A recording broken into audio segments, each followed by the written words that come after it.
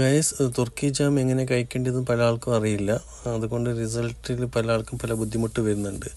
Okay, ബോട്ടിലാണെങ്കിൽ നിങ്ങൾ 1 teaspoon നല്ലോണം mix ചെയ്തിട്ട് എടുക്കണം. ഓക്കെ, അത് സംഗതിയൊക്കെ ചിലപ്പോൾ താഴെ ഉണ്ടാവും. അത് 1.5 ടീസ്പൂൺ ഇട്ട് ഇളക്കി 1 ടീസ്പൂൺ കഴിച്ചാൽ മതി. പാക്കറ്റാണെങ്കിൽ ഒരു ഫുള്ള് പാക്കറ്റ് കഴിക്കുന്നതിന് മുമ്പ് നല്ലോണം പ്രസ് ചെയ്തിട്ട് അങ്ങനെ മിക്സ് ആക്കുക. ഓക്കെ, എന്നിട്ട് ഒരു ഫുള്ള് പാക്കറ്റ് കഴിച്ചാൽ മതി. ഓക്കെ, ടീസ്പൂണ് ബോട്ടിലാണെങ്കിൽ 1 ടീസ്പൂണ് എടുത്താൽ മതി. 1 ടീസ്പൂണ് കഴിച്ചതിന് ശേഷം ഒരു ഗ്ലാസ് ഒരു 10-15 മിനിറ്റ് കഴിഞ്ഞിട്ട് 1 ഗ്ലാസ് ചൂട് പാല് കുടിക്കണം. ഓക്കെ, 1 ഗ്ലാസ് ചൂട് പാല് കുടിച്ചാൽ മതി. ഇത് ഇപ്പം നിങ്ങൾ ബന്ധപ്പെടുന്നതിൻ്റെ 1 മണിക്കൂർ മുമ്പ് ചെയ്യേണ്ട സംഗതിയാണ്. ഓക്കെ, പിന്നെ വയറ് കാലി വെക്കാൻ പാടില്ല.